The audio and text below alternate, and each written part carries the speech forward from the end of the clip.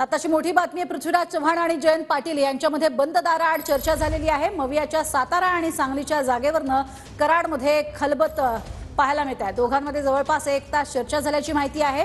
साताऱ्याच्या जागेसाठी पृथ्वीराज चव्हाण यांच्या नावाची चाचपणी खरं तर होत होती आणि या संदर्भात ही महत्त्वाची बैठक झालेली आहे का, या संदर्भात अधिक माहिती घेऊया। दिनकर थोरात आमचे प्रतिनिधी आपल्या सोबत आहेत। दिनकर, काय अधिक माहिती, कशासाठी होती ही बैठक?